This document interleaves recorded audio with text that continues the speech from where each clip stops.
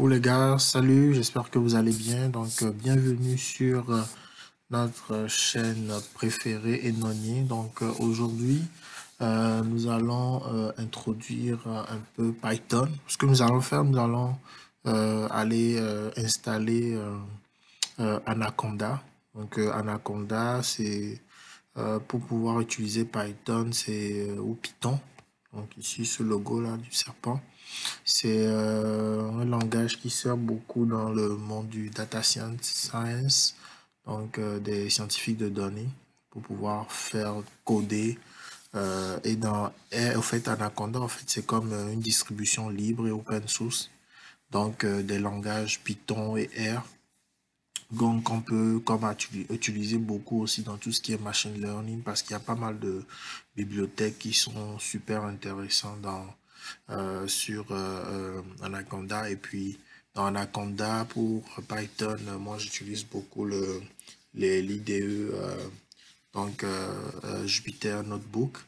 Il y a aussi Spider qui est là à l'intérieur. Donc, au fait, ce qui est intéressant de Anaconda, c'est que vous avez la possibilité de pouvoir installer plusieurs packages à la fois, que ce soit NumPy ou SciPy, donc des librairies qui sont très utilisées pour faire tout ce qui est du data science. Donc pour anaconda.com,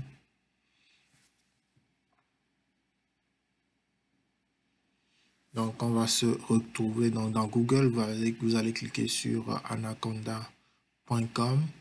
Et une fois que vous êtes dessus, vous allez voir le premier lien qui va s'ouvrir. Vous allez cliquer là-dessus. Donc, vous cliquez sur le lien et vous vous trouvez sur le site de anaconda.com. Et ce que vous allez faire, vous allez ici sur produit, open source, la distribution, donc libre et open source. Donc, ici, vous allez cliquer là-dessus. Et vous allez scroller down. Donc, ici, on nous dit que aujourd'hui, le 10 mai, on dit sur le site d'Anaconda, donc il y a à peu près 20 millions de personnes dans le monde qui l'utilisent à la fois pour faire des analyses avec Python ou avec R ou faire aussi du machine learning. Donc c'est vraiment super intéressant. Open source, l'avantage c'est ça, on n'a pas à payer pour ça, c'est gratuit. Et on a tous ces packages qui se retrouvent à l'intérieur donc vous voyez comme on dit ici, the best package built in open source community, qui sont là, comme je disais, NumPy ou SciPy ou même Matplotlib qui est utilisé, Scikit-learn aussi en data science, machine learning, tout ce qui est régression et tout ça. Et donc Jupyter avec Jupyter Notebook, moi j'utilise beaucoup pour coder. Donc c'est vraiment intéressant. Vous avez aussi sur le site, c'est comment se présente l'interface d'utilisateur, donc le GUI de Anaconda. Quand on va l'installer, c'est comme ça que ça va se présenter. Et puis, il y a aussi des liens vers des open source, des communautés d'open source que vous pouvez comme cliquer pour voir. C'est en fonction de la technologie que vous voulez comme apprendre, que ce soit du processing d'images ou faire des dashboards, de data visualization ou faire des pipelines ou même le NLP, Natural Language Processing pour les tests, tout ce qui est vocal et tout ça. Donc, c'est super intéressant. Et là, le machine learning, il y a des open source aussi, très super intéressant. Donc, le site, il y a beaucoup d'informations sur le site moi, je vous laisse vraiment l'occasion d'aller sur anaconda.com pour avoir plus d'informations. Mais nous, pour le téléchargement, on va revenir tout en bas de la page ici, Anaconda Installers. Et vous allez voir qu'il y a comme en tout 12 versions. En fonction de votre ordinateur, Windows, macOS ou Linux, de votre système d'exploitation. Donc là, vous allez comme télécharger. Et il y a comme deux versions, la version 2.7 et la version 3.7.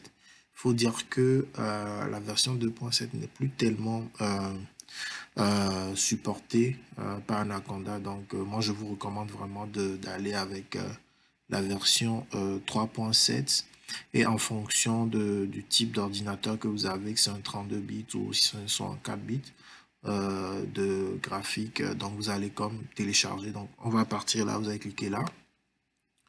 Et quand vous allez cliquer, vous allez avoir ici l'application qui va se télécharger donc tout doucement. Donc moi il me dit 7 minutes. C'est vrai que mon ordinateur est un peu lent ces derniers temps. Donc je vais le laisser télécharger et puis on se retrouve une fois que le téléchargement sera terminé. Ok, super. Donc on va faire ça. Open when done. Donc on se donne rendez-vous tout à l'heure après le téléchargement.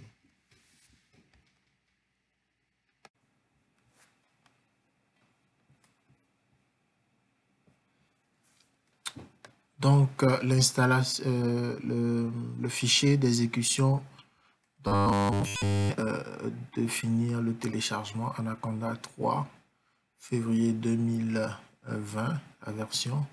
Et on va aller cliquer sur suivant. Il y a tout ce qui est agrément de licence qui est ici. Vous allez faire oui, vous n'avez pas le choix. Agree et installation juste pour moi. Faites suivant. Et puis là, vous allez choisir dans quel répertoire donc vous allez comme enregistrer par défaut. Moi, il enregistre sur mon C dans ce dossier ici. Et vous allez voir que ça requiert 3 gigas sur mon ordinateur.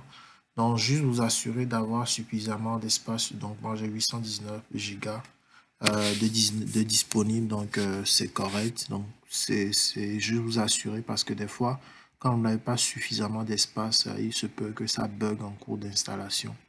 Donc, je vais vous assurer parce que ça prend quand même assez d'espace sur l'ordinateur. Donc, vous faites suivant. Et il y a ce bouton-là qui cause vraiment beaucoup de confusion pour pas mal de personnes où on demande de prendre Python comme Anaconda pour le Python par défaut. Ou bien ici, ce bouton-là, si c'est la première fois que vous l'utilisez, vous pouvez le cliquer. Ce que ça permet de faire, ça permet que vous ayez accès au fait à Python ou Anaconda directement par la commande prompt, le CMD, là. La commande prompt en anglais, donc, ou l'invite de commande en français, de pouvoir faire appel donc à ce truc. Donc ça va prendre par défaut donc la version que vous êtes encore en train d'installer si vous cliquez ici. Donc moi, je ne vais pas cliquer parce que j'ai déjà une autre version de Python sur d'Anaconda et Python sur mon ordinateur. Donc je vais juste continuer. Vous allez cliquer alors sur installer. Et puis là, ça va s'installer sur votre ordinateur. Donc ça va prendre quelques minutes à s'installer. Donc je vais prendre une petite pause encore et puis on va revenir lorsque ce sera complètement installé. OK?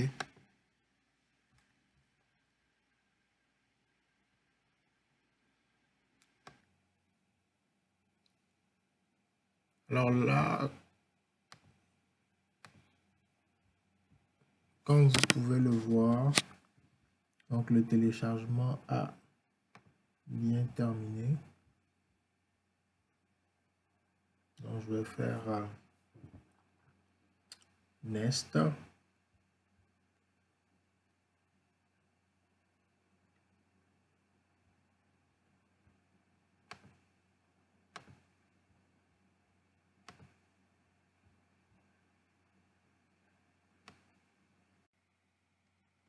Donc là, comme vous pouvez le voir, donc le téléchargement est terminé. Donc je fais Next. Et puis là, on est à la fin. Fais Next. Tutoriel, j'ai pas besoin, mais vous pouvez regarder si vous voulez, c'est super intéressant. Apprendre plus sur Anaconda, non. Je vais faire Finish. On terminé. Et là, on va voir l'interface utilisateur donc de Anaconda. Non, je ne l'ai pas lancé. Donc, ce qu'on va faire, on va aller ici dans la recherche. Donc, vous ne voyez pas, c'est sur mon autre écran. Et on va taper Anaconda. Donc, mon écran web, vous ne voyez pas, mais je vais déplacer ici. Comme ça, vous allez voir. Voilà, donc ici, je tape Anaconda. Et là, j'ai ça. On clique dessus. Donc, ça va s'ouvrir. Je vais retourner sur mon autre écran. Voilà. Donc, c'est en cours d'ouverture.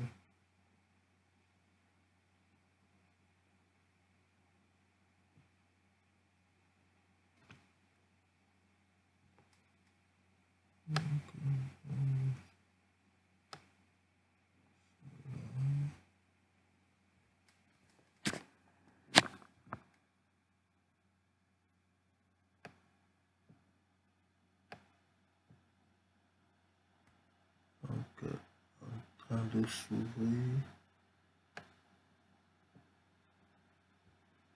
Voilà.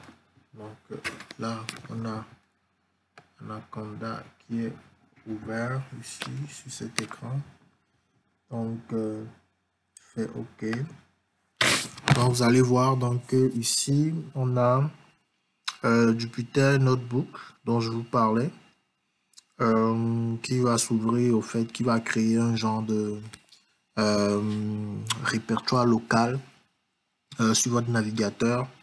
Au fait, c'est vraiment comme vous voyez, c'est un Web-based Interactive Computer Notebook. Donc, c'est comme un IDE, un Interactive Computer Environment. Donc, c'est intégré avec la capacité de pouvoir rouler, runner, donc traiter donc le code en même temps. C'est ça que je suis pour coder. Vous avez Spider aussi qui est là. RStudio. Vous pouvez aussi installer RStudio.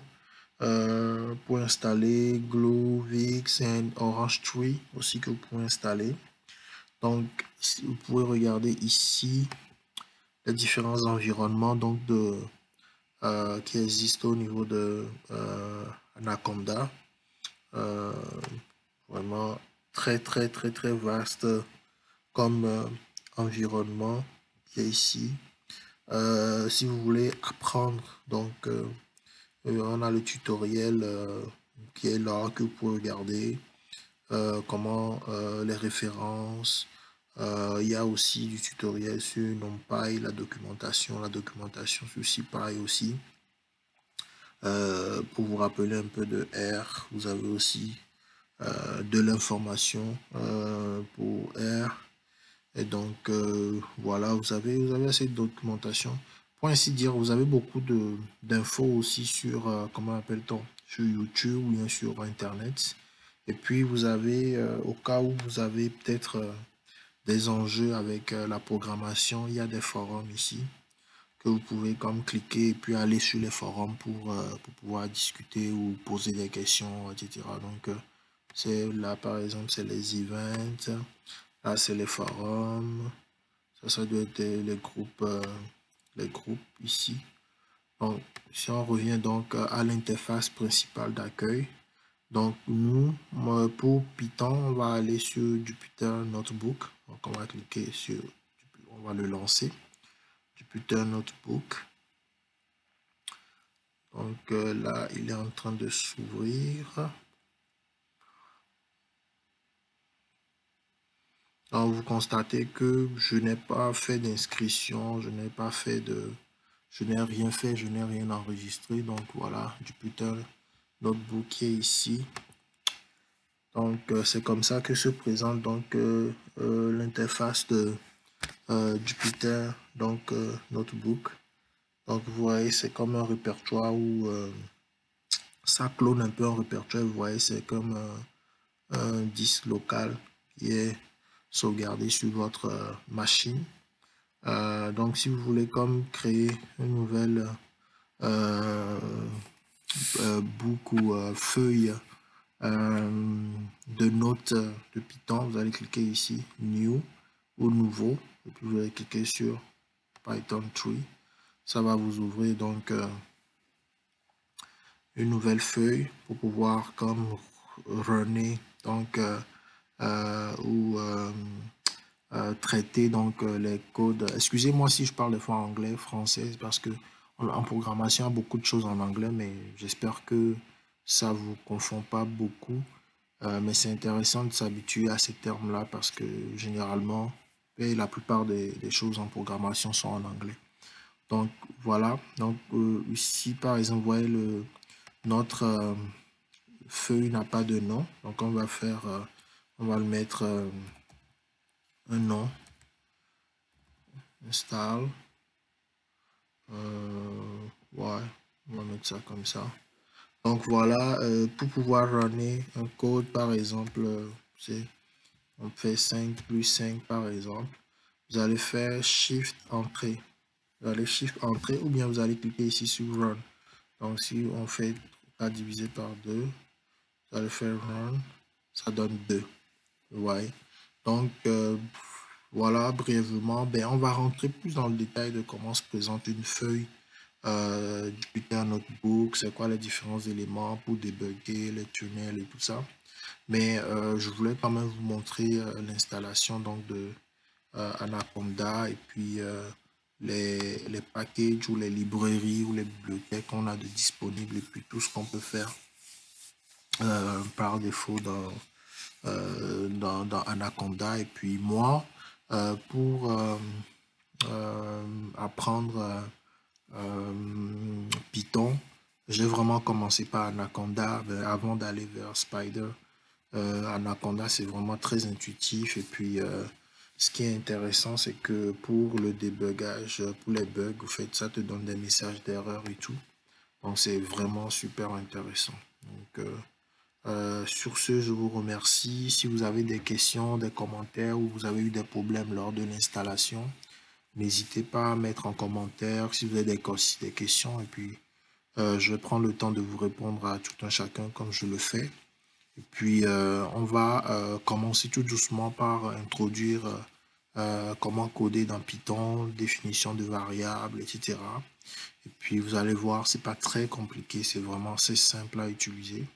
Et puis, plus tard, on va essayer de faire quelques modélisations, des modèles de machine learning, etc. Et puis, expliquer c'est quoi concrètement le machine learning aussi, c'est important de d'expliquer ce concept-là dont on parle beaucoup en tout ce qui est data science ou en intelligence artificielle.